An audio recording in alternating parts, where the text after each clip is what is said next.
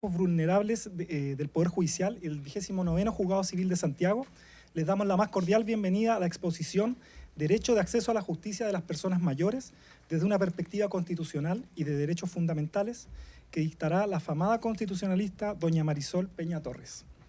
Esta tarde nos distingue con su presencia doña Jessica González Troncoso, ministra de la Excelentísima Corte Suprema, presidenta del Subcomité de Acceso a la Justicia de Grupos Vulnerables del Poder Judicial.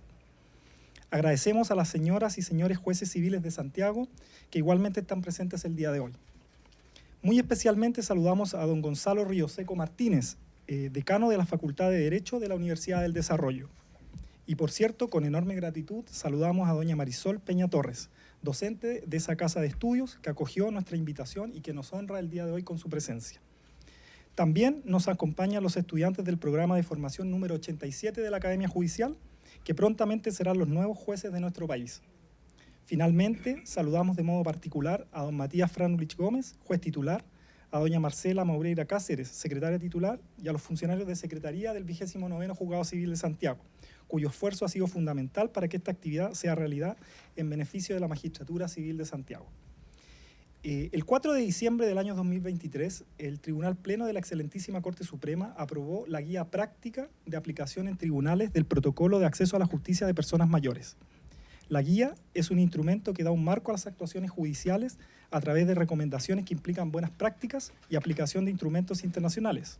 Está dirigida a jueces, juezas y personas funcionarias que integran la comunidad judicial a fin de que cuenten con una herramienta que puedan utilizar en la labor jurisdiccional que realizan en la atención a las personas mayores, usuarios del Poder Judicial.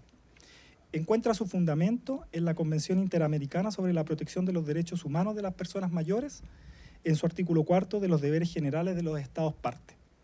Es en este contexto que el presente año han participado como tribunales piloto en la aplicación de la guía la Ilustrísima Corte de Apelaciones de Santiago, el primer Juzgado Civil de Santiago, cuya jueza titular, doña Isabel Margarita Zúñiga, nos acompaña, y el 29º Juzgado Civil de Santiago. De hecho, la presente actividad es una manifestación concreta del compromiso asumido por este juzgado como tribunal piloto, en lo que dice relación con el sustento jurídico de las recomendaciones contenidas en la guía, compromiso que hemos asumido con alegría y dedicación, gracias al apoyo de su señoría excelentísima. Dicho esto, se otorga la palabra a doña Jessica González Troncoso, ministra de la Excelentísima Corte Suprema.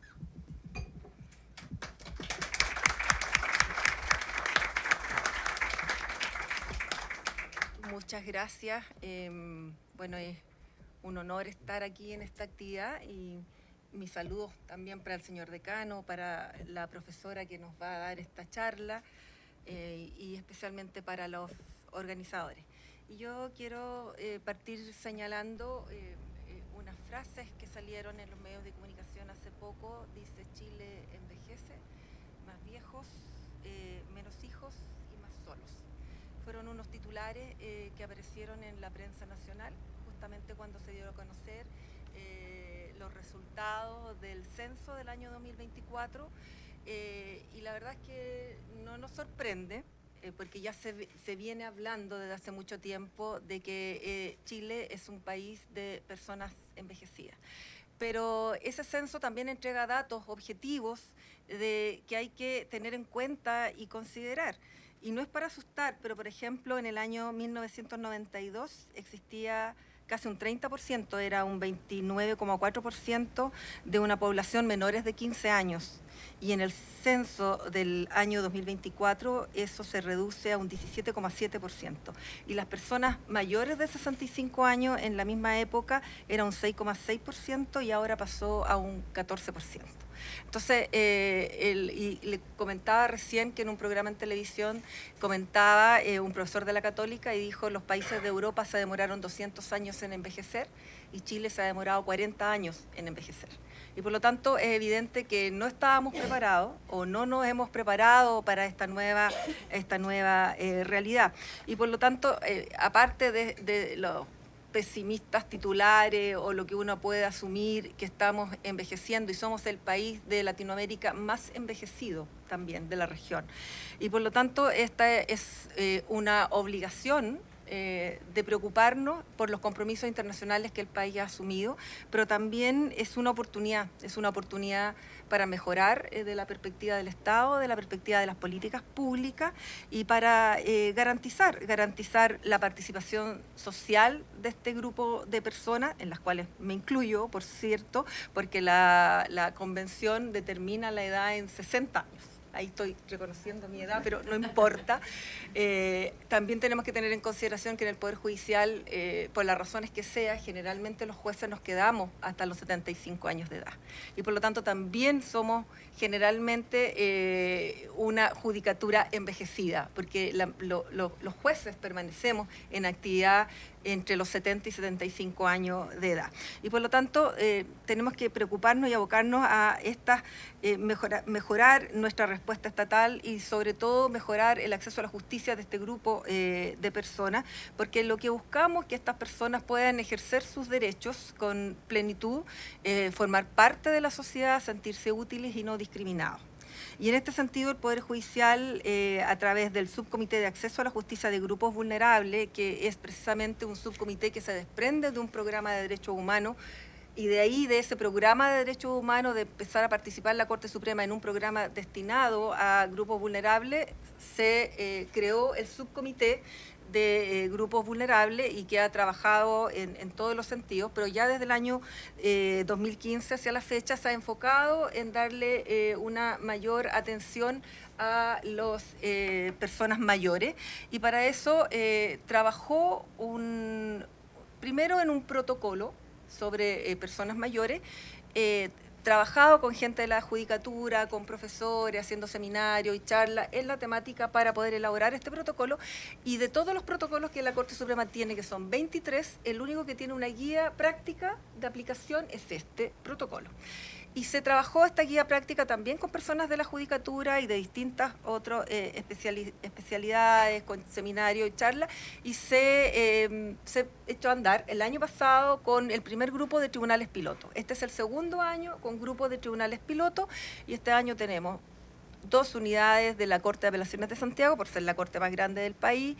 Tenemos 2 tribunales civiles, también tenemos un tribunal de letras de provincia, y hemos incorporado este año un juzgado de policía local por la temática que ven y porque precisamente a esos tribunales llega mucha gente mayor, víctimas de fraudes bancarios, que les pasan multa por no tener patente y ser coleros en las ferias, porque quieren ayudar a su familia. Entonces hay una realidad que también queremos atender, y ahí tenemos un tribunal de policía local que es el tribunal piloto.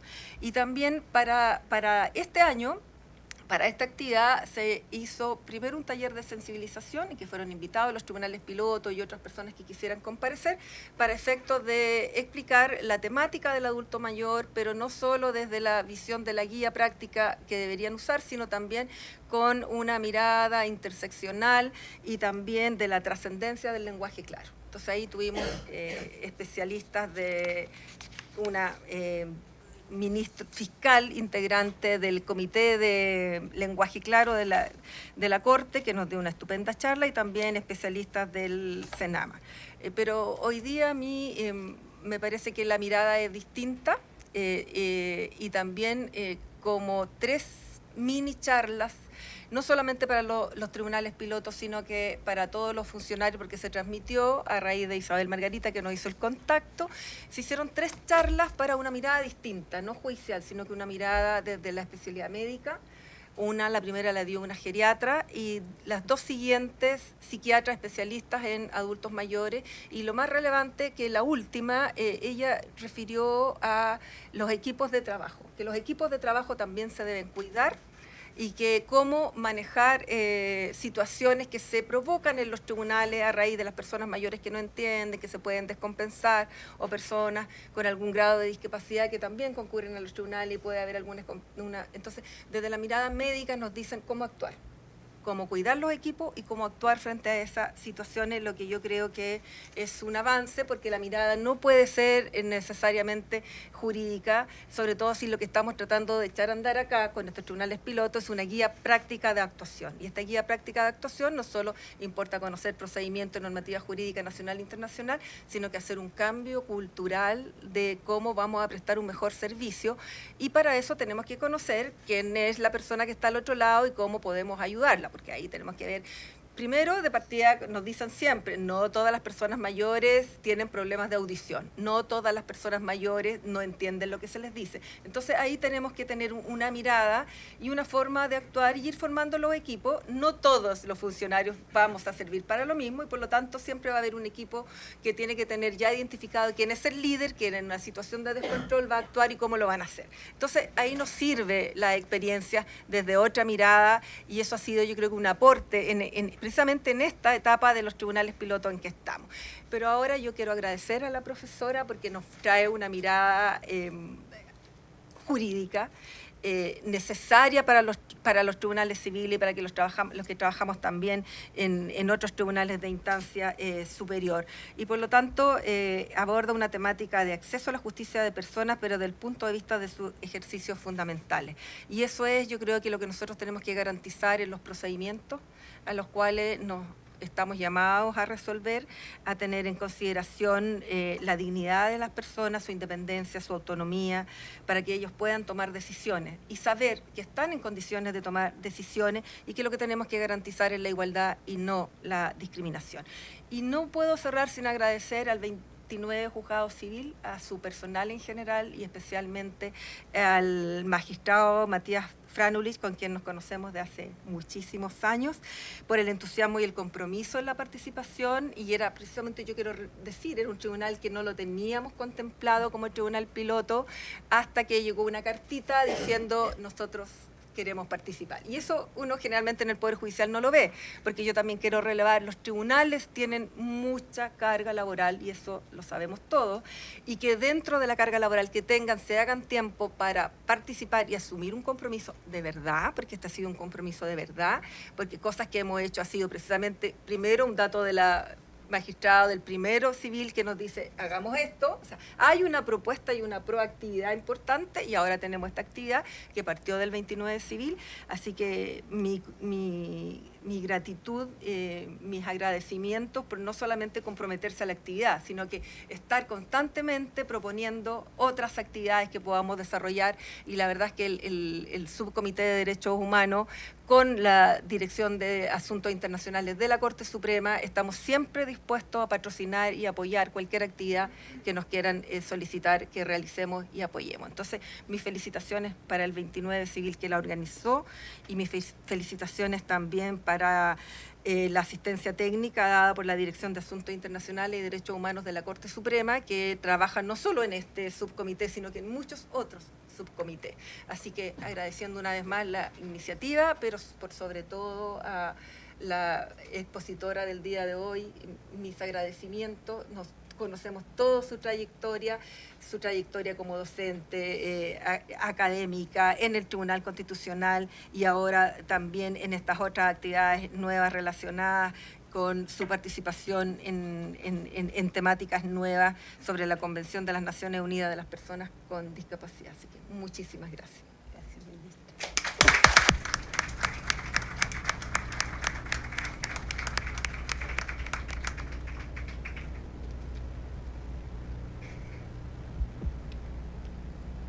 Muchas gracias, señora ministra, por sus palabras.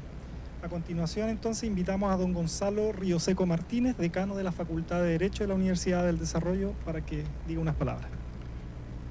Muy bien, muy buenas tardes a todos. En primer lugar, me comprometo a ser muy corto, porque de verdad les recomiendo oír a la profesora Marisol Peña. Sé que van a quedar muy sorprendidos, porque en estos años que la hemos conocido en la facultad, no termina de sorprendernos su capacidad y sus condiciones y mirada de los distintos temas públicos del país. Señora ministra de la excelentísima Corte Suprema, doña Jessica González, presidenta del Subcomité de Acceso a la Justicia de Grupos Vulnerables del Poder Judicial, jueces civiles de Santiago, y permítanme una dirección personal,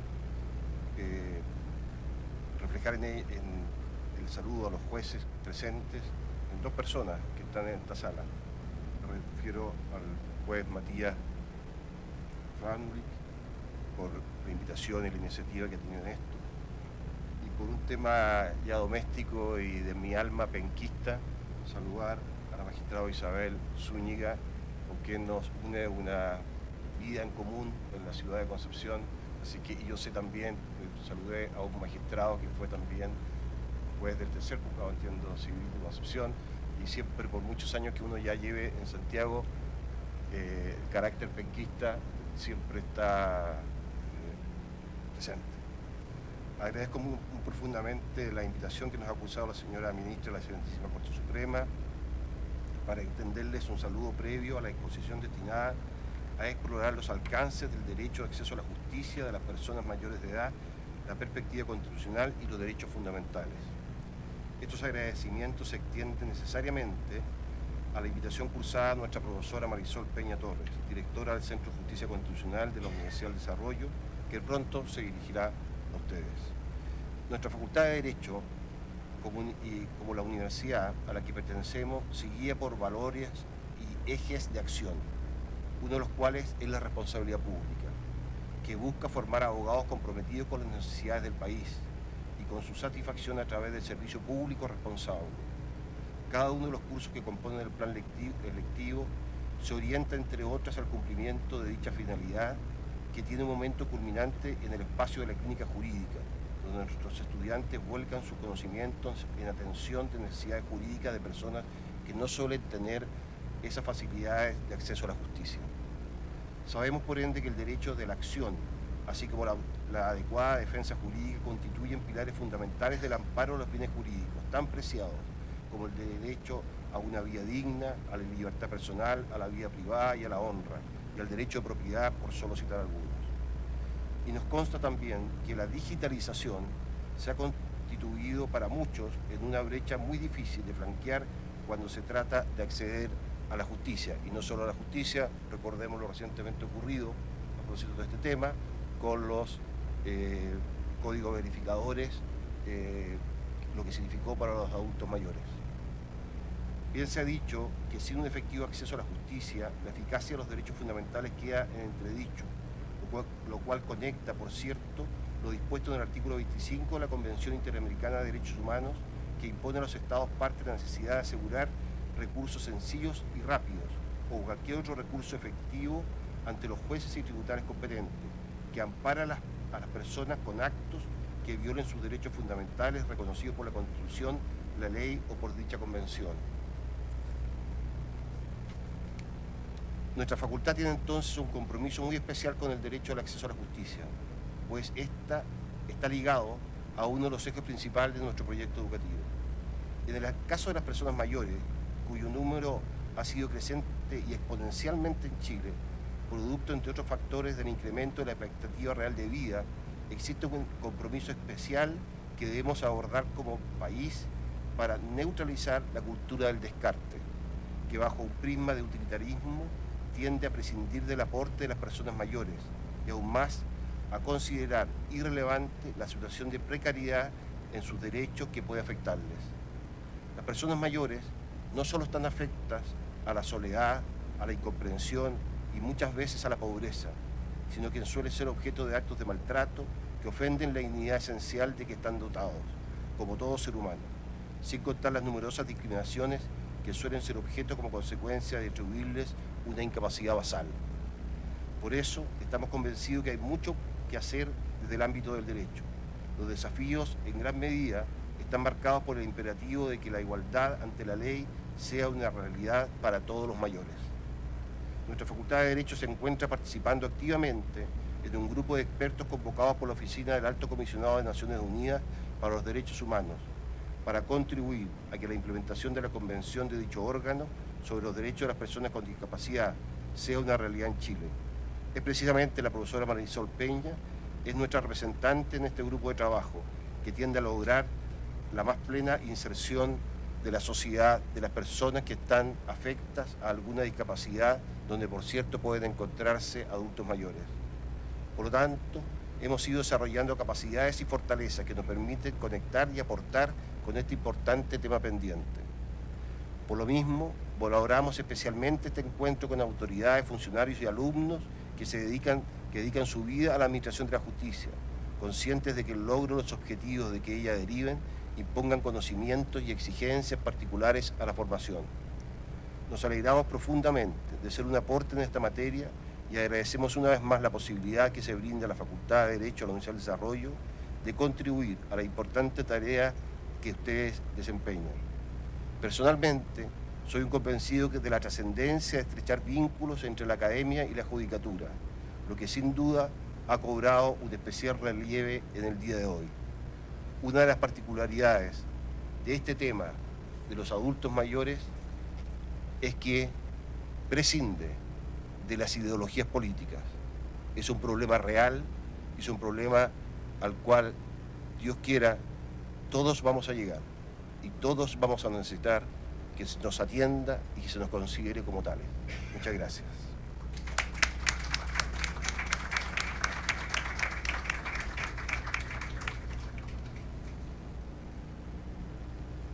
Muchas gracias por sus palabras, señor decano. Bueno, para nosotros es un honor y estamos encantados de contar con la presencia y exposición de doña Marisol Peña Torres.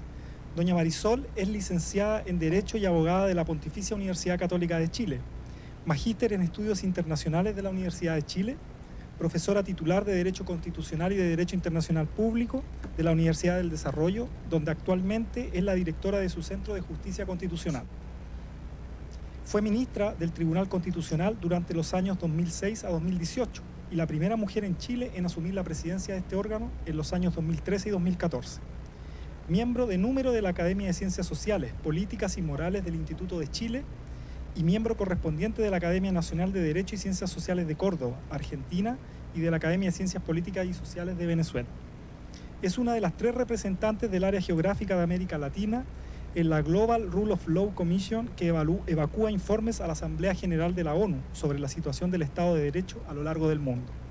Autora de más de 60 artículos especializados en temas constitucionales y de 2 cuadernos del Tribunal Constitucional. Bienvenida otra vez, doña Marisol. Muchas gracias por su exposición.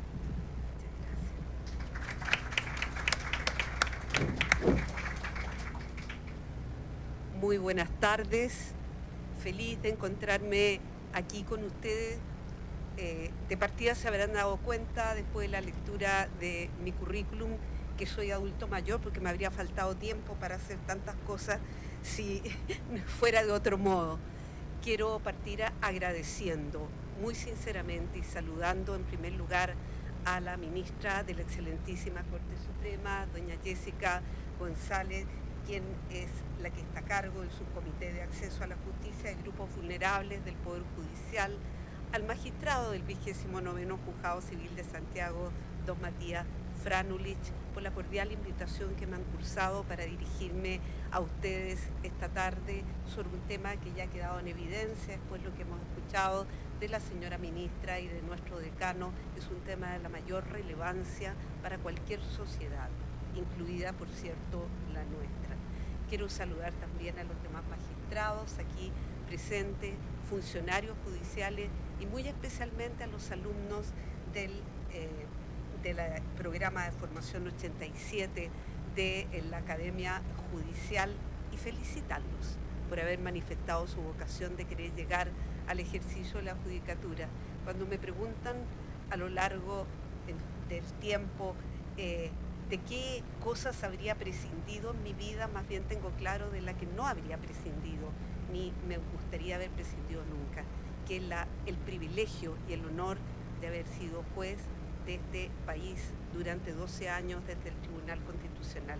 Es algo que me enorgullece profundamente y que obviamente significó la entrega de parte importante de nuestras energías durante todo ese tiempo. Quiero entonces referirme al derecho de acceso a la justicia de las personas mayores desde una perspectiva constitucional y derechos fundamentales, dividiendo mi exposición en 2 partes fundamentales. En primer lugar, efectuaré algunas consideraciones que pudieran estimarse sabidas, pero que es importante siempre recordar acerca de los fenómenos del envejecimiento y de la vejez en sí misma. Aprovecharé de cerrar esa primera parte con la alusión al marco jurídico internacional que rige la situación de las personas mayores y ciertamente el marco jurídico que está vigente en nuestro país como complemento de ese marco jurídico internacional. En la segunda parte pretendo reflexionar sobre el derecho a la tutela judicial efectiva y el rol que cumple dentro de él el derecho de acceso a la justicia, para terminar con algunas reflexiones desde el punto de vista de los principios sobre el derecho de acceso a la justicia de las personas mayores y preguntándonos ciertamente a modo de conclusión qué más podríamos hacer al respecto. Parto entonces refiriéndome al fenómeno de la vejez o a la situación de los adultos mayores, y para ello es inevitable recordar aquí algunos de los conceptos que se contienen en la Convención Interamericana sobre la Protección de los Derechos Humanos de las Personas Mayores, que fue suscrita en el seno de la OEA en el año 2015, que se encuentra promulgada ya en nuestro país a partir del año 2017.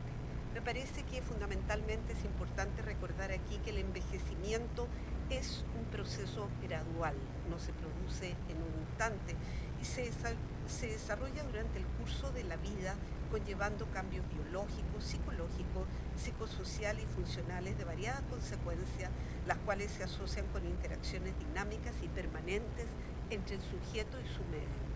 Desde este punto de vista, comentar, ¿verdad?, que uno de los cambios sociales importantes que experimentan las personas mayores, según lo documentado en la literatura especializada, es la pérdida de redes de apoyo. Cuando se termina la vida laboral activa, todos estamos conscientes que normalmente se conservan las redes más cercanas, que son las vinculadas a la familia o eventualmente a la vecindad, pero se pierden esos vínculos más amplios que se tenían durante la vida laboral activa. La vejez, por su parte, según la misma Convención Interamericana, es una construcción social de la última etapa del curso de la vida. Puede llamar la atención este concepto de una construcción social, y es que la vejez no obedece a una enfermedad, no obedece a una situación única y determinada, sino que más bien es un fenómeno multifacético y que se manifiesta de muy distinta manera según cada persona.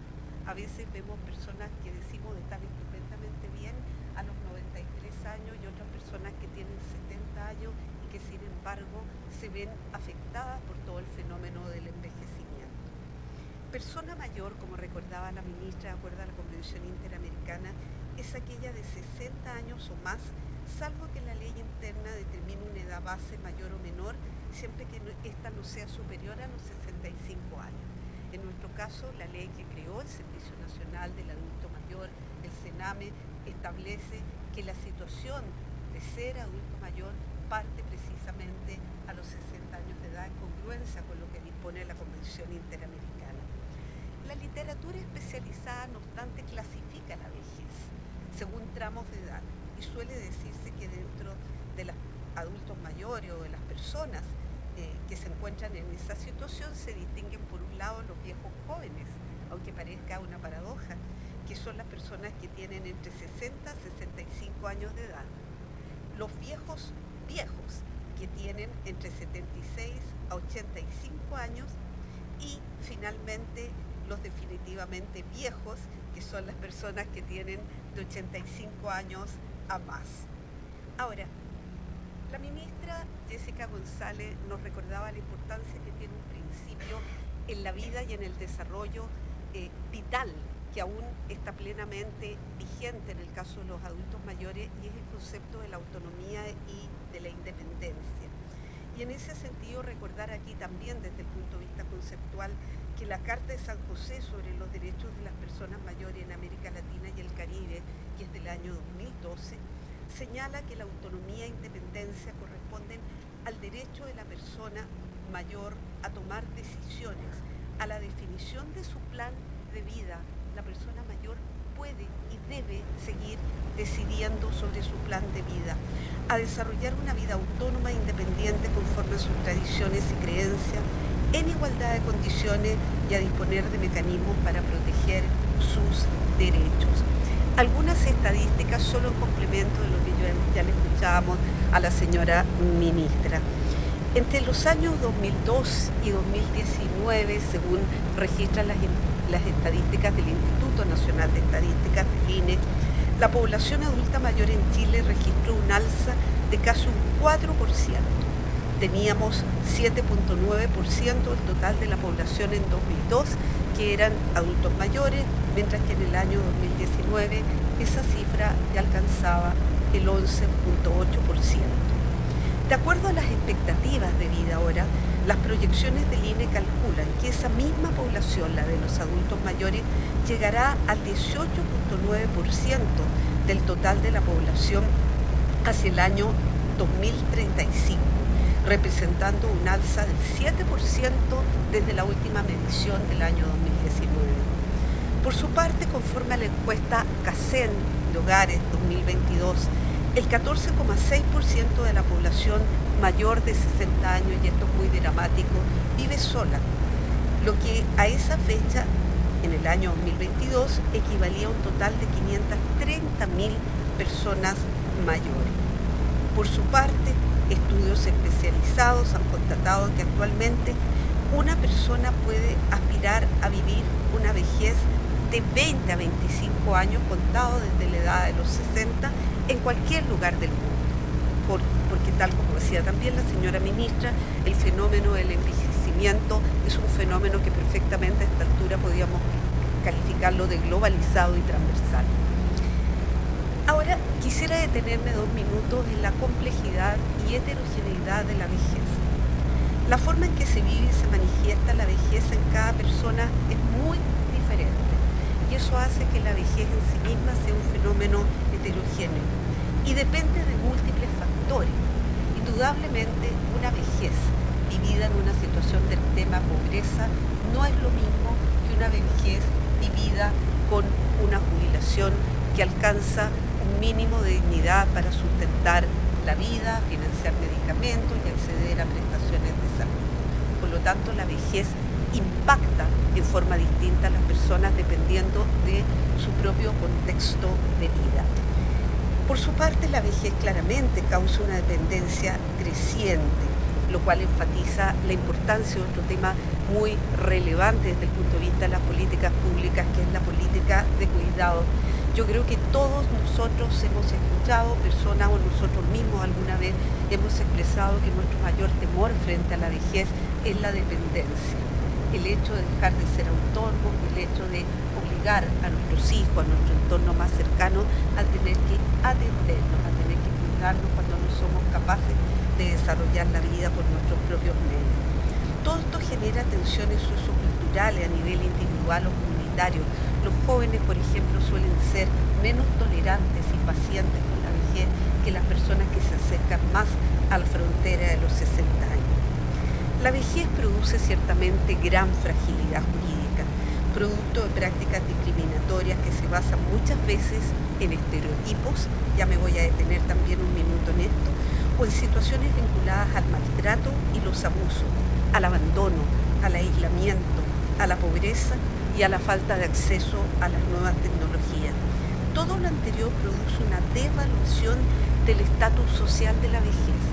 Y esto es muy importante desde el punto de vista sociológico, porque ya lo decía el gran sociólogo Max Weber, la estratificación de una sociedad en nuestros tiempos no se mide tanto por la pertenencia a una u otra clase social, sino por el estatus de que goza una persona, y el estatus del que hace a esa persona merecedor de un trato digno en el contexto social en que se desenvuelve. Ahora bien, les hablaba yo de los estereotipos y cómo la vejez está rodeada y es en sí misma para muchos una suerte de estereotipo que se asocia al viejismo y a una serie de prejuicios. Y aquí simplemente voy a recordar algunas expresiones asociadas a la vejez.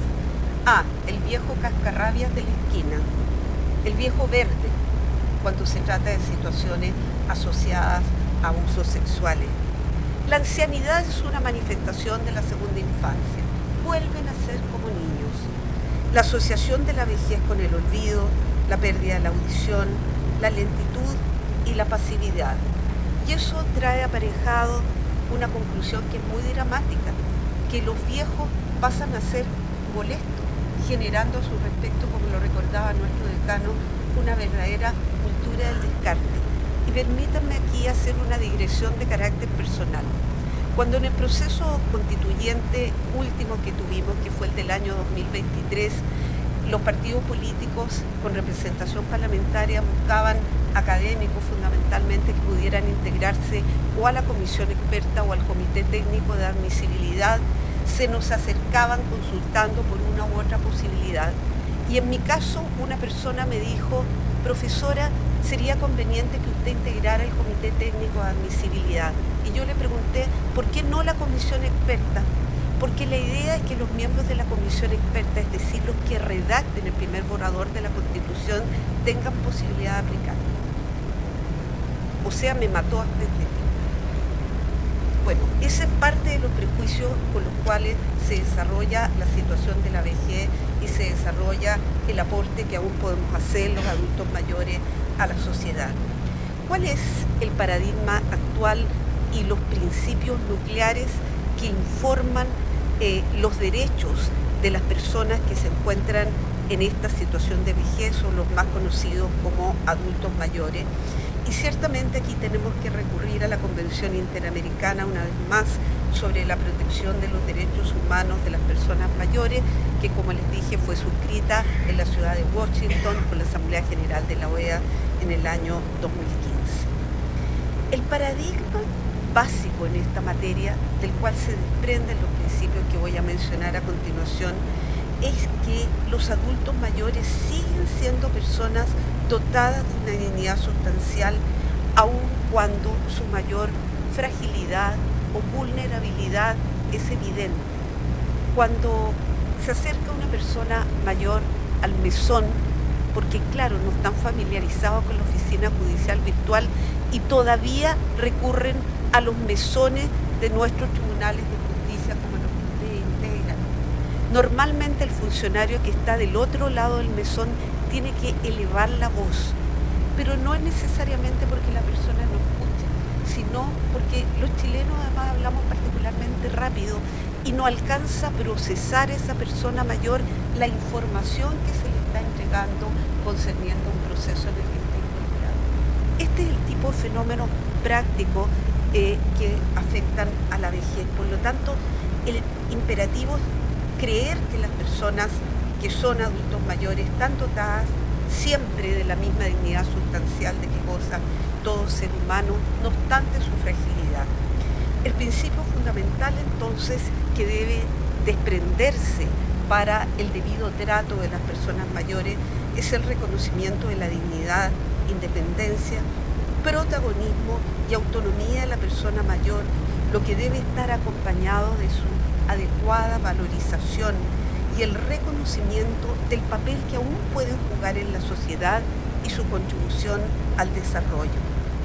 La propia Convención Interamericana pone un énfasis muy importante en la participación, la integración y la inclusión plena de los adultos mayores en la sociedad. Corolario también de lo que venimos diciendo es el principio de la responsabilidad del Estado y la participación de la familia y de la comunidad en la integración activa, independientemente de los debates que puedan existir acerca del principio de subsidiariedad, si nosotros estamos o no estamos de acuerdo. ¿Qué duda cabe que, como lo señalan los objetivos de Naciones Unidas para el 2030, que son los objetivos de desarrollo sustentable, las políticas públicas más adecuadas son aquellas que obedecen a una adecuada sinergia entre el sector público y el sector privado?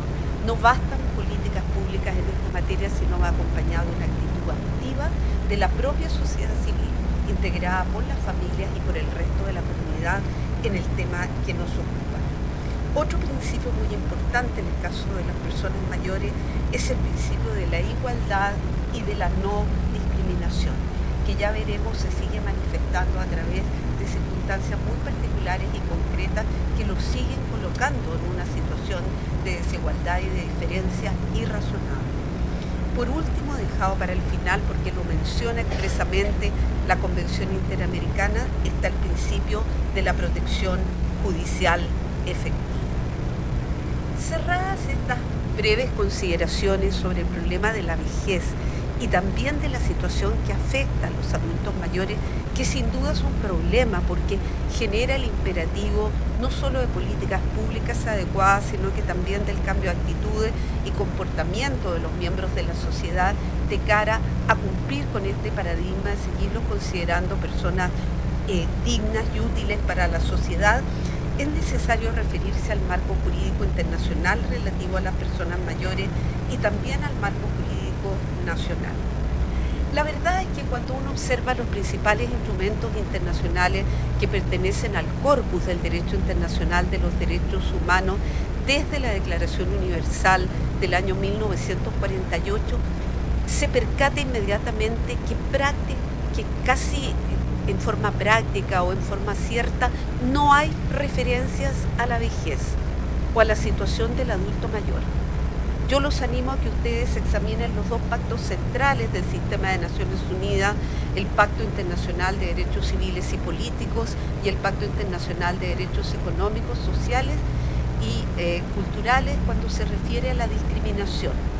Se hace alusión a lo que hoy día se denominan categorías sospechosas por razones de raza, color, sexo, idioma, religión, opinión política, pero no aparece el tema de la edad, ni aparece la vejez.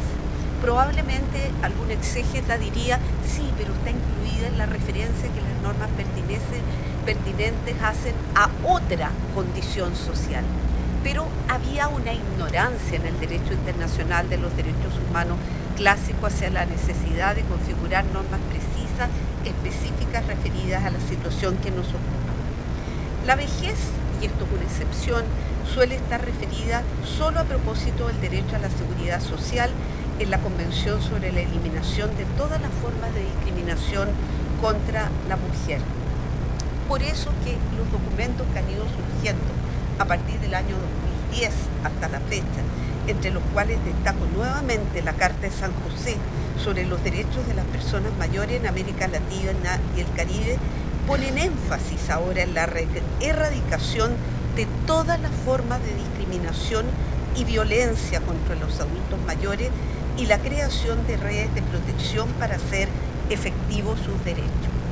Por lo tanto, hoy día tenemos el corpus del derecho internacional de los derechos humanos que interpretado en forma abierta y como instrumentos vivos, como nos han señalado los tribunales internacionales de derechos humanos, nos permiten ir proveyendo decisiones que vayan en apoyo justo hacia la situación que afecta a los adultos mayores, donde ciertamente un hito indiscutible es la Convención sobre los derechos de los adultos mayores, de las personas mayores, que ya mencioné, suscrita en el marco de la OEA en el año 2015, donde el protocolo del Poder Judicial chileno, al cual se ha referido también la señora ministra, se encuentra encarnado, se encuentra materializado, siendo este protocolo del año 2021. Pero existe también a nivel internacional un conjunto de disposiciones de soft law. Y este tema a lo mejor podría dar para un debate especial de otra naturaleza y de carácter jurídico, pero en mi concepto no debemos olvidar que los instrumentos soft law, como las declaraciones, las orientaciones, son instrumentos jurídicos no vinculantes para los estados. Y la razón de ello es que los estados a nivel internacional suscriben estos documentos como principios de acuerdo para ir posibilitando el desarrollo de las condiciones internas en cada uno de los países miembros que permitan llegar a un instrumento formal como sería un tratado o convención internacional. Por lo tanto, no podemos, en mi concepto, aplicar los instrumentos de soft law como directamente vinculantes, pero sí podemos extraer algunos principios interpretativos. Y en el caso de los adultos mayores tienen mucha importancia o capital importancia los principios de la Organización de las Naciones Unidas en favor de las personas de edad del año 1991, que pone su acento en factores como la independencia, la participación, los cuidados, la autorrealización y la dignidad. También se encuentra dentro de las reglas de soft law las reglas de Brasilia sobre acceso a la justicia de las personas en condición de vulnerabilidad, que podemos aplicarla ampliamente, por ejemplo, las situaciones de las personas que se encuentran con alguna discapacidad en general, y que fue suscrita en la última cumbre judicial iberoamericana del año 2018. No es la última cumbre, sino que es la última versión de este documento. Y quiero dar una buena noticia, muy reciente. En abril de este año, el Consejo de Derechos Humanos de la Organización de Naciones Unidas dispuso la creación de un grupo intergubernamental para la elaboración de un instrumento jurídico vinculante sobre la promoción y protección de los derechos humanos de las personas de edad. ¿Y qué ventaja tiene esto? Que sería un instrumento propio del derecho internacional universal y ya no solo del derecho internacional regional, como ocurre con nuestra Convención Interamericana. Por lo tanto, esperamos que pueda arribar a buen puerto esta iniciativa. ¿Qué podemos decir ahora del marco jurídico nacional relativo a las personas mayores? La Constitución política, igual que los tratados internacionales de derechos humanos, no contiene referencias a los adultos mayores ni a la vejez, ni siquiera en el artículo 19, número 18, que se refiere al derecho de la seguridad social, donde podría ser lógico aludir como uno de los estados de necesidad, todos nos acordamos en las clases de derecho de la seguridad social, ¿verdad?, a la situación de la vejez. Por lo tanto, en la Constitución no encontramos normas precisas, pero sí encontramos ciertas normas clave, entre las cuales ocupa un lugar preeminente el artículo 5º, inciso 2 de la Constitución, que permite que nuestro ordenamiento jurídico nacional no solo converse con el derecho internacional de los derechos humanos, sino sea complementado por esto para brindar solución justa, solución adecuada a los problemas jurídicos que se ventilan ante nuestros tribunales. Los artículos 13 a 17 referidos a los derechos políticos son ciertamente aplicables a las personas mayores, no tendríamos por qué excluirlas. Y también ahí hay que pensar en las facilidades que desde el punto de vista del sistema electoral deben proveerse a las personas mayores para que puedan efectivamente ejercer su derecho de sufragio. Hay todo un campo en el cual todavía se puede mejorar.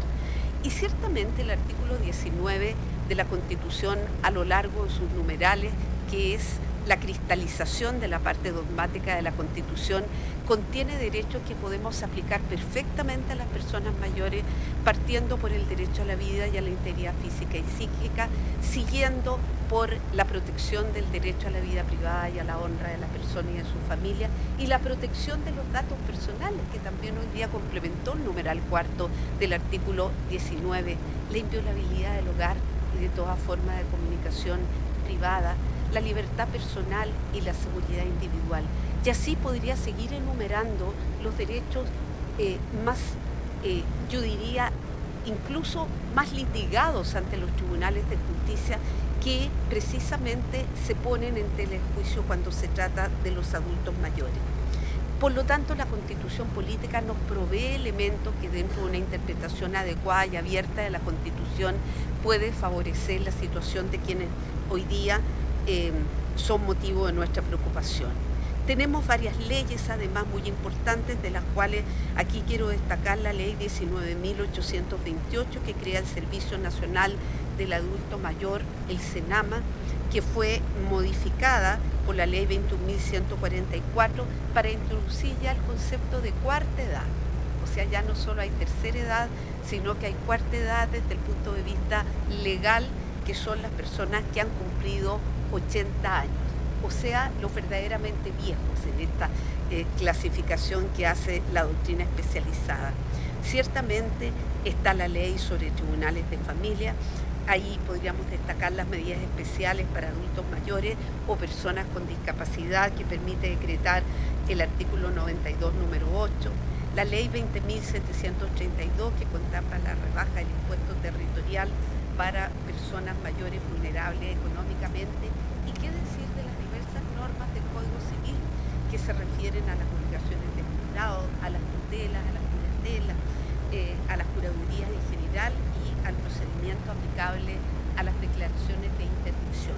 Y podríamos seguir hurgando en el ordenamiento jurídico nacional, pero no es la idea ocupar el tiempo que nos va restando en esto, sino que hoy día tenemos herramientas, esa es la buena noticia, para brindar adecuada protección a las personas mayores.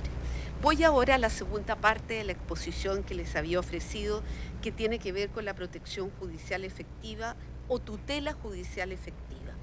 Y aquí es de rigor volver la mirada al artículo 25 de la Convención Americana de Derechos Humanos, que fue citado por el señor decano.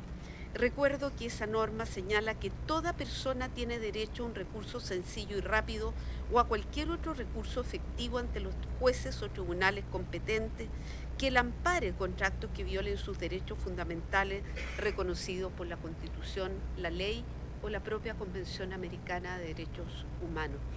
Esta norma es tan capital que la doctrina la ha llamado el verdadero amparo interamericano. Pero lo importante de esta norma es que tiene una doble dimensión.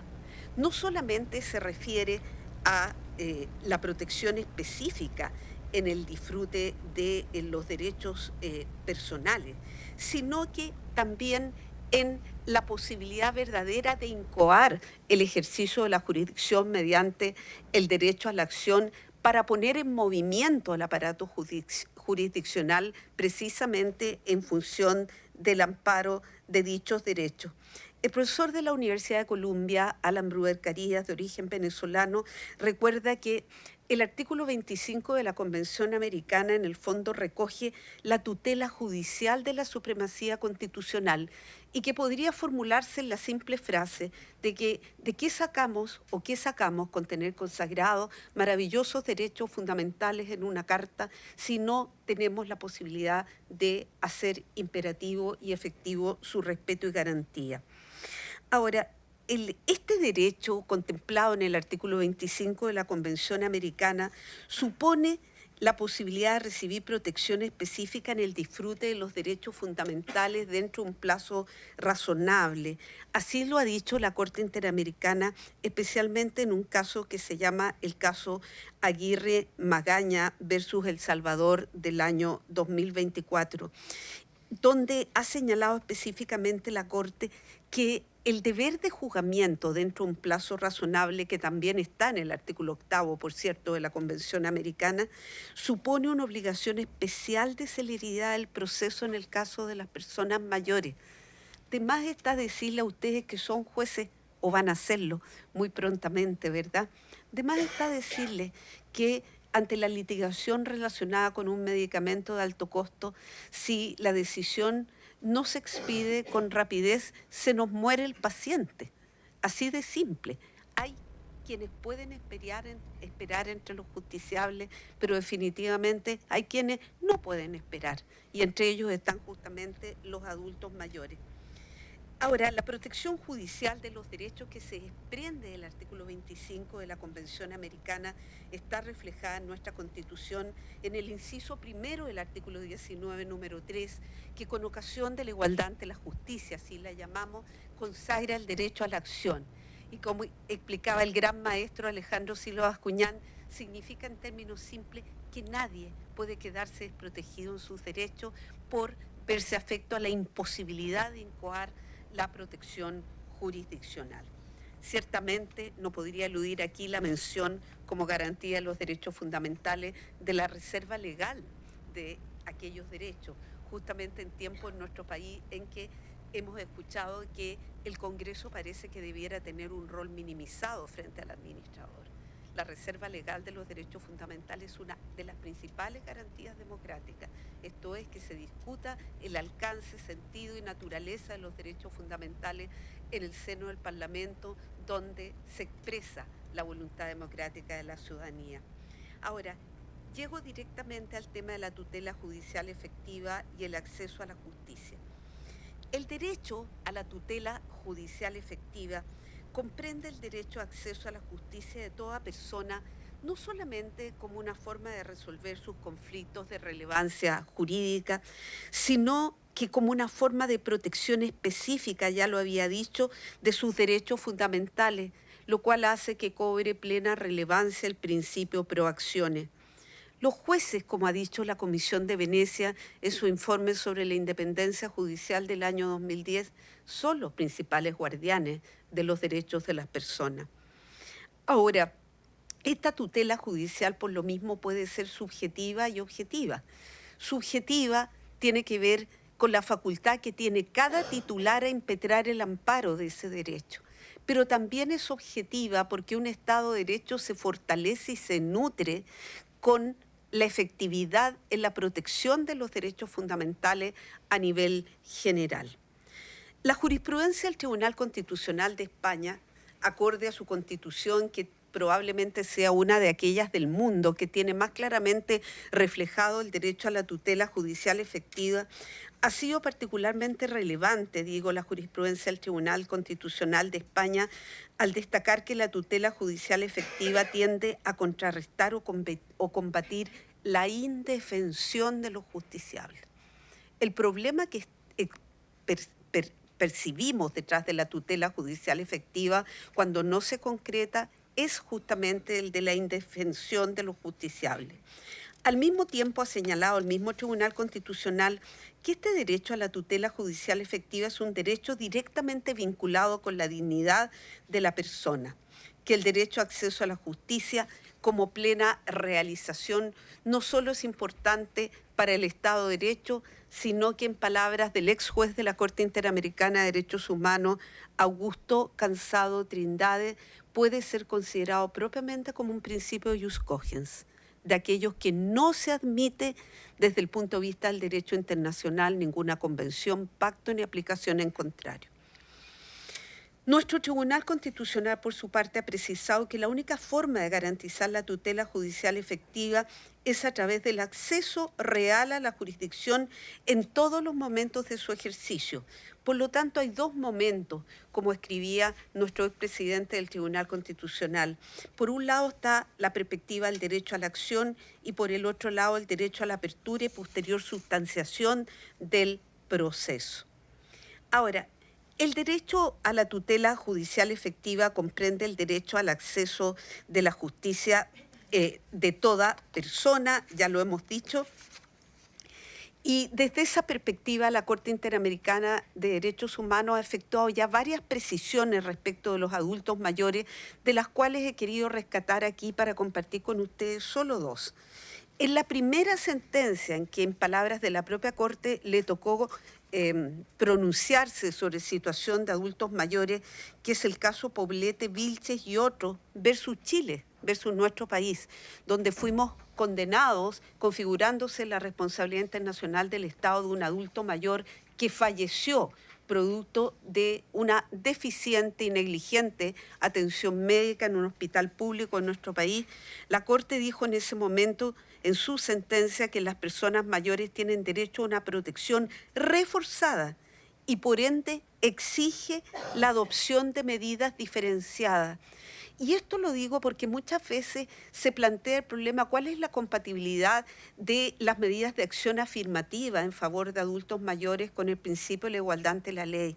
Y la compatibilidad viene dada precisamente porque la diferenciación se hace sobre la base de circunstancias razonables, justificadas y que están vinculadas al principio de justicia distributiva fundamentalmente.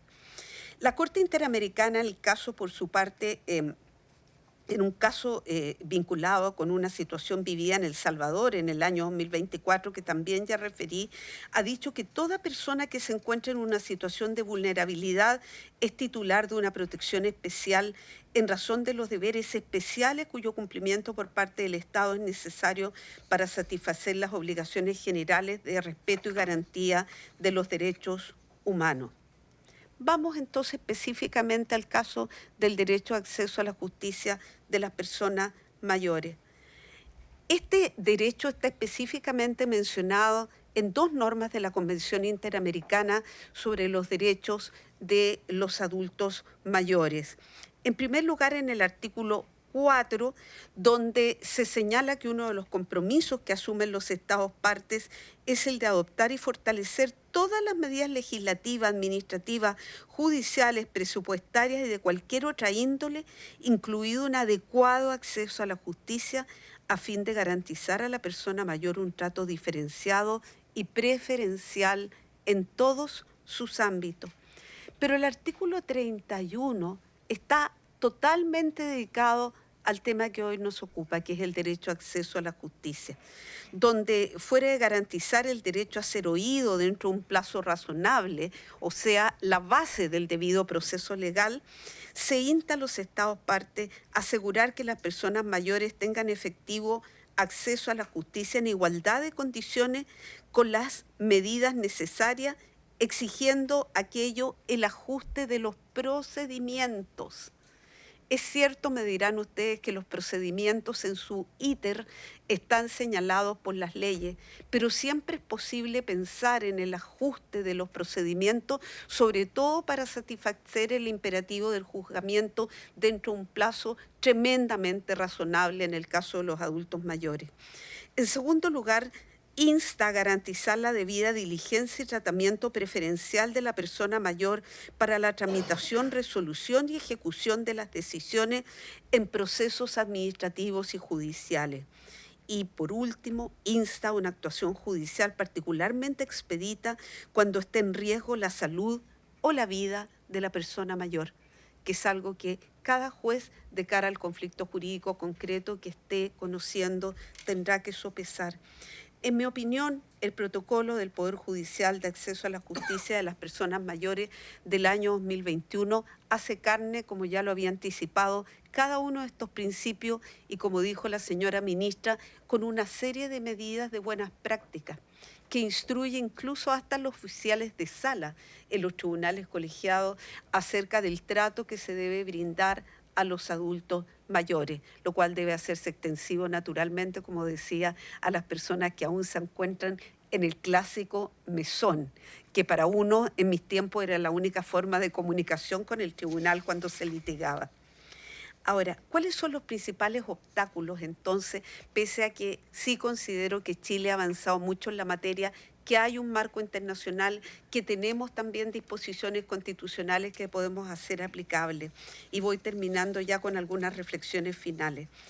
Puede sostenerse en mi concepto que los obstáculos que existan en el acceso a la justicia normalmente revestirán la forma de una discriminación, y eso es lo grave. Cuando no garantizamos adecuadamente el acceso a la justicia de las personas mayores, las estamos verdaderamente discriminando. ¿Y esto es una opinión mía? No. El artículo 2 de la Convención Interamericana, de nuevo, sobre la protección de los derechos de las personas mayores, señala que discriminación es cualquier distinción, exclusión, restricción que tenga como objetivo o efecto anular o restringir el reconocimiento, goce o ejercicio en igualdad de condiciones de los derechos humanos y las libertades fundamentales en las distintas esferas de las personas mayores. Por lo tanto, las exclusiones para el acceso a la justicia, como un excesivo nivel de restricciones respecto de las mismas personas, efectivamente constituyen, a no dudarlo, formas de discriminación. ¿Cuáles son las discriminaciones que, a mi juicio, tratando de hacer un ejercicio práctico, pueden ser las más frecuentes? Primero, el desconocimiento de los derechos para la adecuada defensa. Las personas mayores, lo sabemos, muchas veces no son informadas por la familia ni por su entorno cercano acerca de cuáles son los derechos que pueden ser tutelados por la vía jurisdiccional. Me parece a mí que urge la creación en Chile de una defensoría de los adultos mayores, o al menos la instalación en la Corporación de Asistencia Judicial y en las clínicas jurídicas decanos de nuestras respectivas facultades de Derecho, de unidades especializadas destinadas a la atención de los adultos mayores. Las clínicas, sin ir más lejos, lo tenemos en el caso de la UDD, tenemos atención especial para los consumidores, atención especial para personas afectadas por situaciones de acoso y maltrato en materia sexual, en fin, para una serie de personas que se encuentran en situaciones de vulnerabilidad, pero no tenemos normalmente aún para la atención de personas mayores. ¿Qué otra discriminación veo yo? La falta de apoyo de letrados o abogados para dicha defensa. Hay que considerar probablemente más que nunca el artículo 19, número 3, inciso segundo, la provisión de defensa jurídica por el Estado, porque desde el punto de vista de los abogados que litigan, ¿cuál sería el razonamiento lógico? Este viejito no va a tener ni siquiera para pagarme. Pero eso no puede significar que una persona mayor quede desprovista del amparo de sus derechos. ¿Qué otra discriminación? La inacción e incompresiones del procedimiento producto de la brecha digital, y esto ustedes lo han dicho, lo han visto claramente. Para mi generación ya fue difícil lidiar con la oficina judicial virtual del Poder Judicial. Imagínense para quienes están más arriba que nosotros. Es muy difícil. Hoy día todo se hace virtualmente, todo se hace a través de los teléfonos. El decano recordaba el problema que generó el intento instruido por la Comisión del Mercado Financiero de eliminar las tarjetas de coordenadas. Yo por lo menos estaba de muerte porque no confío, debo decirlo, en el celular. Y así como yo pienso, creo que hay muchas otras personas que piensan igualmente. Las audiencias demasiado extensas. Las personas mayores suelen cansarse, suelen quedarse dormidas. Nos quedamos dormidos los jueces o no, ministra. De repente, hay que decirlo porque somos seres humanos también de carne y hueso. Las personas mayores se cansan y esa es una adaptación muy práctica que también se podría considerar para no incluir en discriminación. Y por último, pensaba yo, otra discriminación frecuente es la dilación de los procedimientos que haga ineficaz la protección. Sabemos y ya tenemos una instrucción de la Corte Interamericana de Derechos Humanos en este sentido. Voy terminando entonces. ¿Cuáles son los principios que debemos aplicar especialmente a los procesos judiciales en que estén involucradas personas mayores? Primero, el principio pro actione o pro requirente, que se va a traducir o debiera traducirse en la simplificación de escritos y presentaciones ante órganos administrativos, porque esto es más amplio que recurrir simplemente a la vía jurisdiccional. Hay que preguntarse por las fallas de admisibilidad.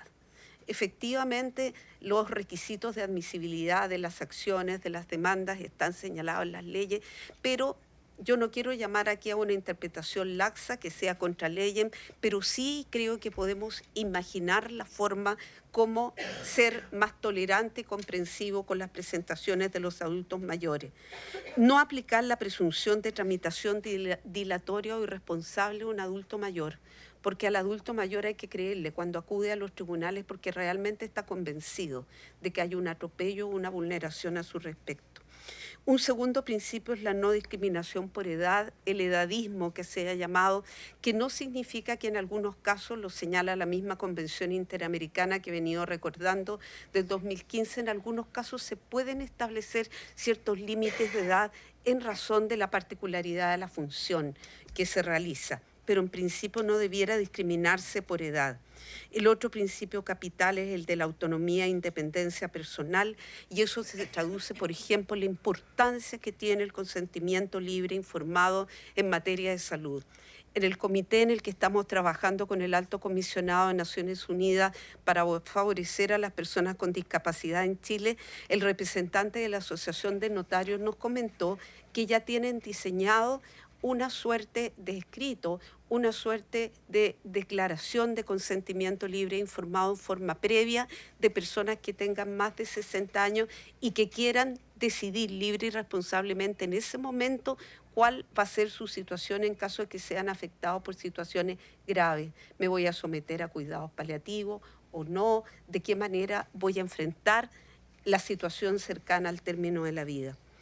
Otro principio es el de progresividad y no regresión. Ustedes lo conocen perfectamente. Es un principio aplicable en principio a los derechos sociales que supone que no podemos retroceder en el nivel de protección que hemos brindado a los derechos, sino que, por el contrario, este debiera aplicarse en una interpretación increscendo. Y ciertamente el principio de celeridad. ¿Cuáles son entonces mis conclusiones? Contamos con un marco internacional potente para amparar los derechos de las personas mayores que podemos aplicar en Chile a partir del artículo 5º, inciso 2 de la Constitución. Ese marco internacional se sustenta en el mismo paradigma que guía la situación de las personas en situación de discapacidad, que es el reconocimiento irrestricto de la dignidad sustancial, en este caso de los adultos mayores, y de su autonomía e independencia para integrarse a la sociedad y propender a su desarrollo. Desde el punto de vista constitucional, contamos con derechos que se aplican por extensión a las personas mayores. Ya me he referido a varios de ellos en el ejercicio de recorrido del artículo 19 constitucional. El Poder Judicial chileno ha realizado un gran avance acorde al desarrollo que también ha experimentado nuestra legislación en amparar el acceso a la justicia a las personas mayores a través del protocolo de 2021. Termino diciendo, se ha hecho mucho, pero podemos aún hacer mucho más. Muchas gracias.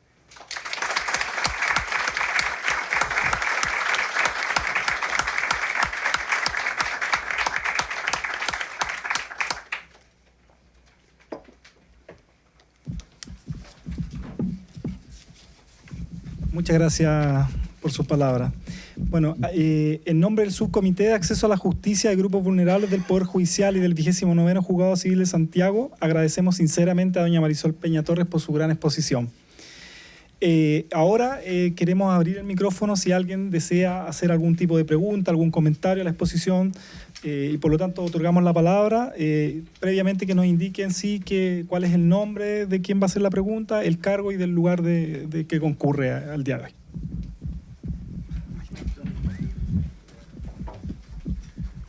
Señora Marisol, de todo lo que usted nos dijo, de enorme valor, hay algo que quedó resonando en mí al menos, que es un eventual control de convencionalidad sobre nuestras normas procedimentales para poder adaptarlas a esta protección reforzada que usted aludía en la urgencia de atender los casos de los adultos mayores, personas mayores.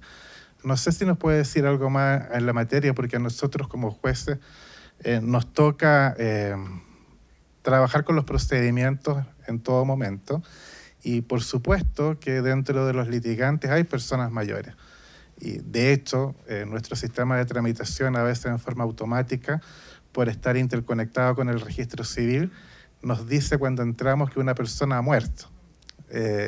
Lo cual no deja de ser especial y llamativo, ¿no? Durante un juicio. A propósito de ingresar una resolución, nos avisa automáticamente el sistema que una de las partes ya dejó de existir. Por lo tanto, el tema de la urgencia y un eventual control de convencionalidad. Además, ¿qué opina usted de esa forma de hacerlo por vía control de convencionalidad? Muchas gracias. ¿Contesto de inmediato o juntamos alguna otra pregunta? Sí, ¿Contesto de inmediato? Sí. Bueno, agradecer al juez Matías Franulich por su pregunta. En realidad es una pregunta importantísima que tiene que ver con un asunto capital desde el punto de vista de la relación entre el derecho internacional de los derechos humanos y los ordenamientos jurídicos nacionales. Y primero, para contestar, una breve contextualización, que es cómo entiendo yo el control de convencionalidad. El control de convencionalidad se inicia por votos razonados, pero que eran votos particulares del juez García Ramírez de la Corte Interamericana hace ya varios años atrás, que finalmente se consolidan en la sentencia de la Corte Interamericana de Derechos Humanos Almonacida Arellano versus Chile del año 2002, si no me falla la memoria. Allí la Corte Interamericana lo que va a señalar es que, a diferencia de lo que se desprende de la Convención de Viena sobre el derecho de los tratados, esto es que los Estados partes estamos obligados a cumplir de buena fe los tratados y a no invocar disposiciones de derecho interno para excusarnos de cumplir esas obligaciones. Más allá de aquello, esto es la obligación contractual, si pudiéramos llamarlo, que deriva de la adhesión o la ratificación del propio tratado, la Corte Interamericana obliga desde Almonacida Arellano versus Chile a los Estados a aplicar la interpretación que de los tratados y no solo de la Convención Interamericana, permítanme decirlo, porque la Corte Interamericana a veces aplica la Convención Interamericana sobre la eliminación de todas las formas de discriminación contra la mujer, la Convención de los Derechos del Niño, por solo citar alguna. Por lo tanto, los jueces internos tendrían que seguir no solo la norma de la Convención Interamericana, que claro, tenemos que aplicarla por el artículo 5º, inciso 2 de la Constitución, sino que en la interpretación que la Corte Interamericana ha dado. Y desde el caso Trabajadores Cesados del Congreso versus Perú, nos dice la Corte Interamericana, además los jueces deben proceder ex oficio. El juez de la instancia, no tiene usted ni siquiera que preguntarle a su superior jerárquico, ¿verdad?, a la Corte de Apelaciones, ni menos a la Corte Suprema, deben proceder de oficio respecto al corpus interamericano. Yo creo que el control de convencionalidad es un gran avance, pero para mí tiene una prevención importante, y es que el control de convencionalidad debe conversar con la constitucionalidad. Dicho en otras palabras, nosotros no podríamos, en principio, aplicar un estándar procedimental que consideráramos que vulnera la Constitución política del Estado, que es una expresión de la soberanía interna, a menos que amparáramos esa interpretación en el principio pro homine o favor persona. Pero esto no debe ser, y esta es mi opinión particular, sé que otros colegas de la Cátedra de Derecho Constitucional no piensan como yo, pero créanme que yo lo viví incluso como ex jueza constitucional. Uno puede aplicar los principios y los estándares interamericanos cuando conversan con el derecho constitucional y lo van enriqueciendo. Y creo que los jueces pueden efectivamente hacerlo de oficio.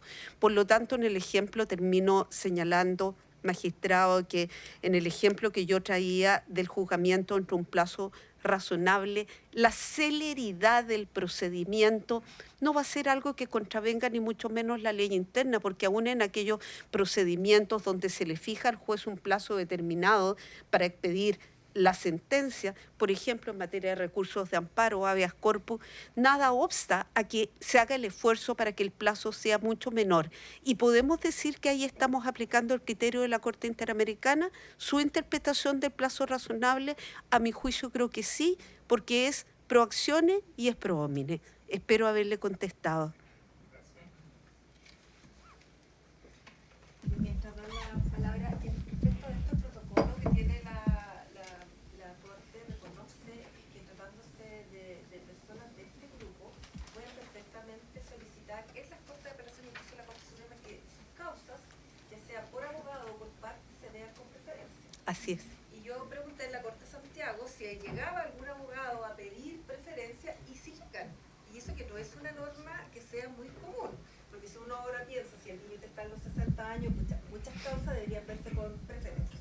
Pero van a solicitarle al presidente de la Corte de Santiago que sus causas se vean con preferencia, y se hace una evaluación de verdad si se amerita, y se accede a que las causas sean vistas con preferencia. Por esa razón. Eso es lo que quería. Muchas gracias. Y que viene que está también en la guía de buenas prácticas de la preferencia de las causas. Muy buenas tardes. Buenas tardes. Marcelo Reyes, del 14 Juzgado Civil de Santiago, secretario titular. Quisiera incorporar solamente para el debate el tratamiento del adulto mayor a propósito de la ley 18.600, porque me ha tocado principalmente a propósito de las causas voluntarias, ¿cierto?, que existe, por lo menos por parte de algunos litigantes, una apreciación, ¿cierto?, una confusión en relación precisamente al concepto que establece la ley sobre las capacidades disminuidas, y lo tomo en relación a lo que usted manifestó al inicio de su exposición, donde, ¿cierto?, pareciera ser que la interpretación de algunos litigantes, ¿cierto?, las características propias de la adultez de mayor, como usted lo manifestó, pareciera ser que lo colocan en la hipótesis de la ley y lo llevan a un escenario de incapacidad. Yo creo que eso es un punto en el que debemos atender, ¿cierto?, y entiendo que debemos interpretar, ¿cierto?, la normativa de la 18.600 e integrarla con las disposiciones, con los principios que usted ha manifestado en su exposición. Muchas gracias por su pregunta, Marcelo, muy importante también y muy desde una perspectiva práctica. ¿Qué es lo que yo pienso? Que en la estrategia de litigación, todos los que hemos pasado por algún tribunal nos damos cuenta que de pronto todo vale. Entonces, el intento de descalificar a la contraparte precisamente cubriéndolo de esta especie de estela que es un prejuicio, no, si es como un niño, es una persona que no puede decidir por sí misma.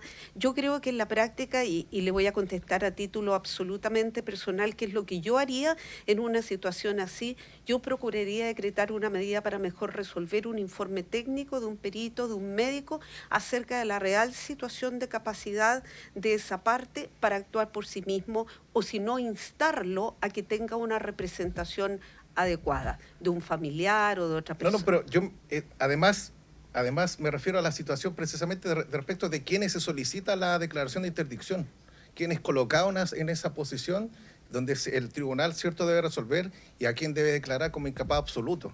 Me ha tocado resolver de respecto de personas adultos mayores que se hace la solicitud y al momento de realizar la entrevista personal, uno efectivamente puede entender que puede encontrarse en una situación, cierto, que son propias del adulto mayor, pero no para que yo lo declare incapaz absoluto.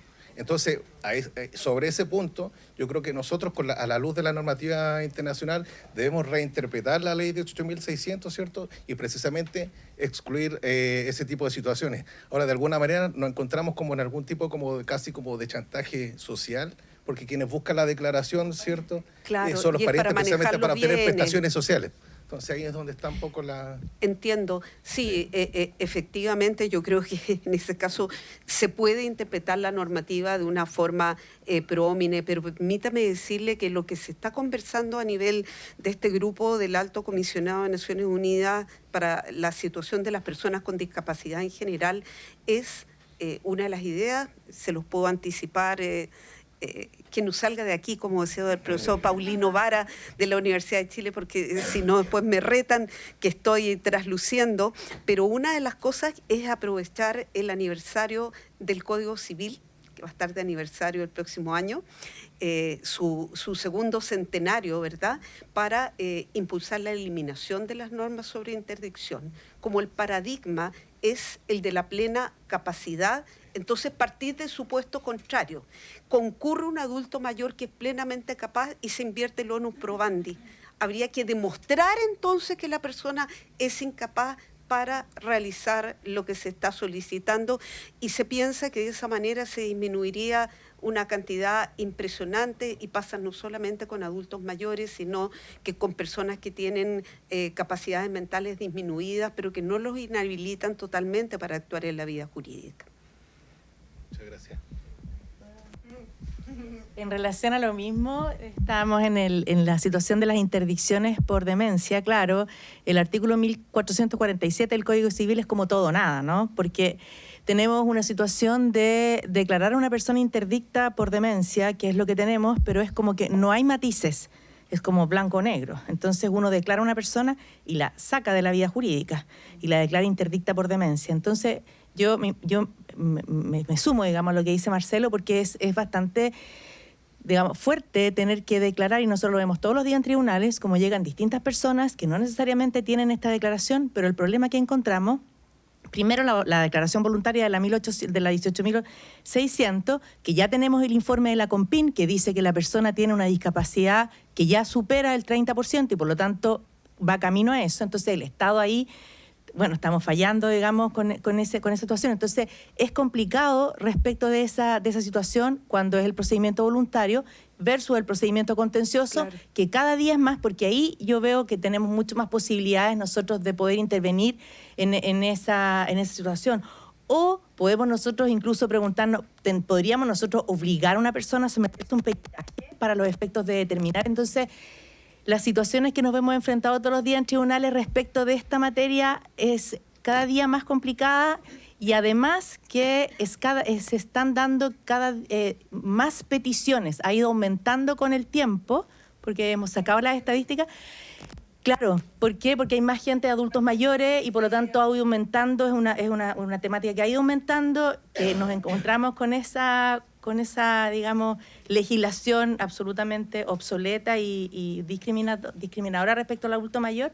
Entonces, yo creo que por eso que estamos aquí los jueces, porque es un problema que tenemos que enfrentar todos los días. Entonces, ¿qué podríamos hacer? Digamos, o sea, el Estado, digamos, ¿cuáles son el impulso para modificar esta declaración de interdicción por demencia que vulnera los derechos de los adultos mayores? Y no solamente los adultos mayores, sino que muchas personas con discapacidad. Las personas con síndrome de Down, las personas con autismo. Sí, yo creo que este es uno de los casos en los cuales al Poder Judicial le corresponde plantear, ¿verdad? Y efectivamente interactuar, porque son temas de política pública que no tienen que ver solamente, a ustedes les afecta desde el punto de vista del desarrollo de los procesos judiciales, pero estas declaraciones de la CONPIN, por ejemplo, ahí está el paradigma clásico, el paradigma antiguo, que es que la regla general es la incapacidad de la persona, no la plena autonomía. Entonces, en realidad, yo siempre pensaba, señora ministra, que la inauguración del año judicial cada marzo es una oportunidad propicia, porque la ley señala que el presidente de la Corte Suprema debe referirse a aquellos casos que en las tramitaciones se hayan observado que ameriten ponerse sobre la palestra y hacerse presente. Muchas veces lo ha hecho el presidente de la excelentísima Corte, por ejemplo, sobre la judicialización excesiva en materia de alza de planes de los precios de salud. Pero yo creo que perfectamente desde el comité que usted dirige se podría hacer. Bueno, el 4 de septiembre tenemos la continuación de estas mini charlas, y después le voy a pedir a alguien que diga quiénes van a estar, porque es precisamente respecto de capacidad jurídica de las personas con discapacidad. Y después tenemos otra más, y que las vamos a hacer más o menos cercanas para que queden como estas tres actividades, partiendo con la suya. Después tenemos la del 4 de septiembre y la otra, no me acuerdo cuándo es, pero tenemos 3 charlitas seguidas, más o menos en esta misma temática. Y respecto de la Chile es un país muy criticado, y el próximo año parece que corresponde hacer presentar la cuenta del cumplimiento de Chile en materia de discapacidad, y una de las cosas que se nos critica precisamente son los dos sistemas de interdicción que tenemos. Pero yo, de la época que fui juez civil aquí, a lo que veo ahora en la Corte Suprema, ya no es uniforme existe el procedimiento voluntario, está declarado un porcentaje de discapacidad, y por lo tanto yo lo declaro en interdicción. Estamos viendo jueces que lo rechazan, y llega a la Corte Suprema por la vía del recurso de casación, el que lo ha solicitado, instando para que se lo declare, y la Corte no lo ha hecho. No lo ha declarado la interdicción, porque entiende que son sentencias que ha hecho un pasito más adelante, de decir, yo tengo que ver más allá de esto. Incluso hay una sentencia muy bonita que eran 2 hermanos con problemas cognitivos. Incluso la juez dictó la sentencia y dijo, bueno, y además yo aquí veo que existe también problemas de violencia intrafamiliar, y por lo tanto ofició hacia allá, y estábamos hablando de un procedimiento voluntario. Entonces el juez dijo, yo aquí fui 2 veces a la casa de ellos y he constatado esto.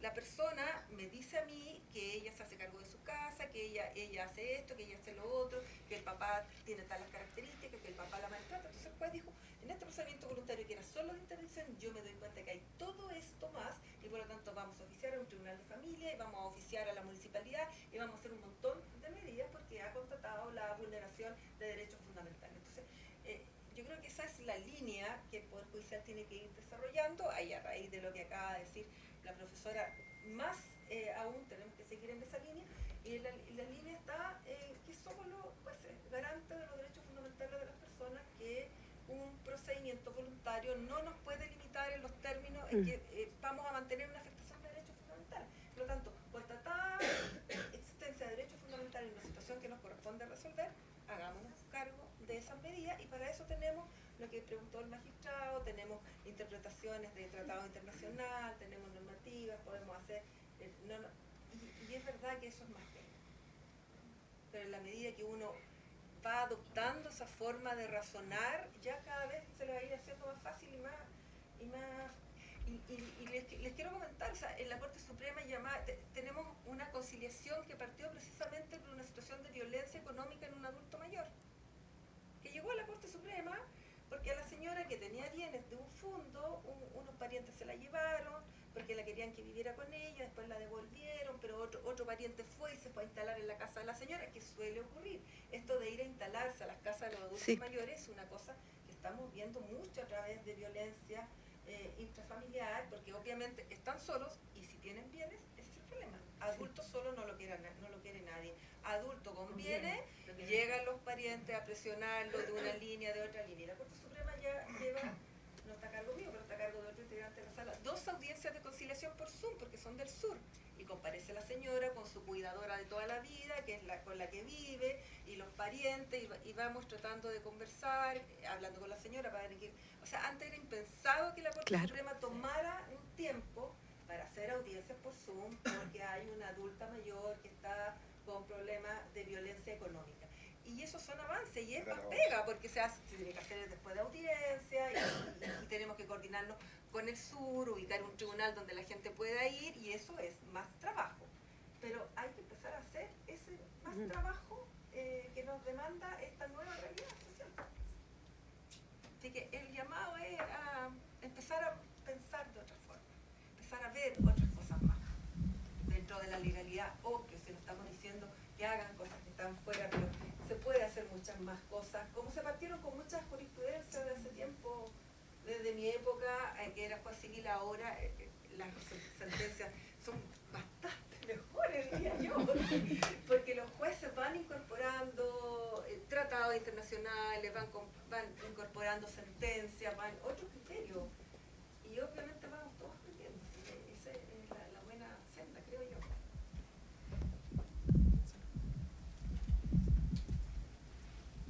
Voy a aprovechar la publicidad que nos hizo la ministra para nuestro próximo conversatorio, que es el 4 de septiembre a las 2:30 en la sala multiuso de la Corte Suprema. El tema va a ser específicamente las capacidades jurídicas de las personas con discapacidad intelectual, cognitiva y psicosocial, sus desafíos y las perspectivas judiciales. Va a partir a las 2:30 y van a intervenir Karen Astorga, que es la actual directora subrogante del Senadis, Pablo Marchal, que es también académico de la Universidad de Chile, va también a intervenir la magistrada también Isabel Zúñiga. Con el tema de la interdicción. Sí, con el tema de las interdicciones, y Federico Izaza, que es un experto colombiano en tema de discapacidad, y va a presentar, nos va a contextualizar todo el tema de la discapacidad la señora María Soledad Cisterna. Entonces, todos ellos están todos cordialmente invitados, se inscriben por correo electrónico, les vamos a mandar las invitaciones a sus correos y también lo va a transmitir el canal del Poder Judicial. Eso.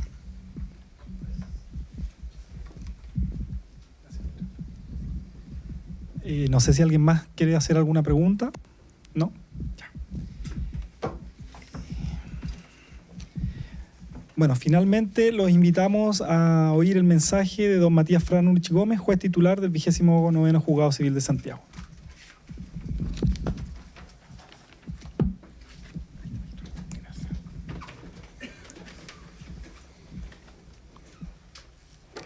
Muy buenas tardes, su señoría excelentísima, señora Marisol y don Gonzalo, a los jueces y juezas civiles de Santiago, a los pasantes del programa de formación 87 de la Academia Judicial, particularmente a Marcela Maureira, la secretaria titular del 29 Juzgado Civil, y al personal de secretaría que también está aquí con nosotros. Como juzgado, estamos muy contentos y comprometidos con la implementación de la guía práctica del protocolo de acceso a la justicia de las personas mayores, aprobado por la excelentísima Corte Suprema. Es así que hemos adaptado nuestras resoluciones para que cada vez que se trate de litigantes mayores de 60 años, por ejemplo, los receptores judiciales deban informarles de sus derechos y plazos en el ámbito procesal. También estamos siendo más flexibles, con especial consideración por quienes no se encuentran en igualdad de condiciones. Aristóteles sostenía que la justicia se basa en la igualdad de proporciones, estableciendo que es tan injusto tratar desigualmente a los iguales como tratar igualmente a los desiguales. Además, estamos aplicando la Convención Interamericana sobre Protección de los Derechos Humanos de las Personas Mayores, en cuyo artículo 31, citado por la señora Marisol, se establece que los Estados partes se comprometen a asegurar que la persona mayor tenga acceso efectivo a la justicia en igualdad de condiciones con los demás, incluso mediante la adopción de ajustes de procedimiento en todos los procesos judiciales y administrativos en cualquiera de sus etapas. Finalmente, entre otras medidas, hemos designado 3 funcionarios como interlocutores para dar atención focalizada a las personas mayores que lo requieran. Por ejemplo, para responder consultas y digitalizar escritos, toda vez que la brecha digital es una realidad.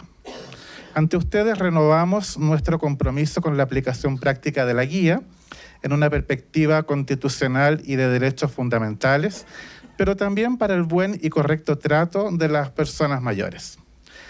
Aprovecho la oportunidad para agradecer al señor decano, que periódicamente nos obsequia con la revista de actualidad jurídica,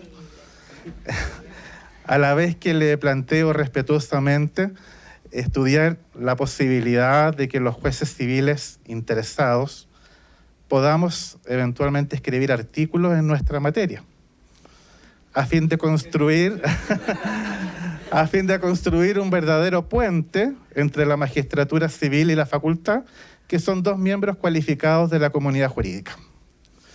Gracias, señora Jessica, por apoyar esta iniciativa del juzgado, y a la señora Marisol por haber aceptado nuestra invitación y compartido con nosotros, y lo digo desde el corazón, tan magnífica exposición. Muchas gracias.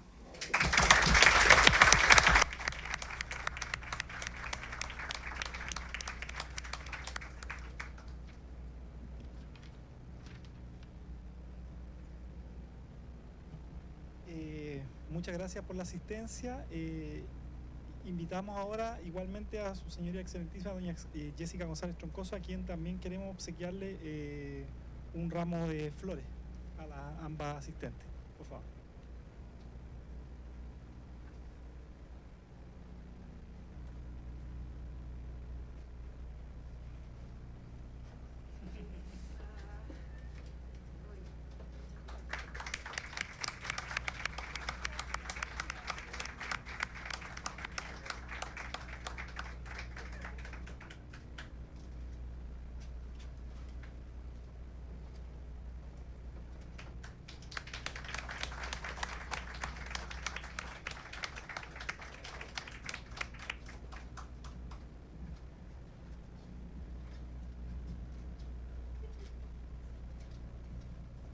De esta forma, entonces, concluimos la exposición del derecho de acceso a la justicia de las personas mayores desde una perspectiva constitucional y de derechos fundamentales.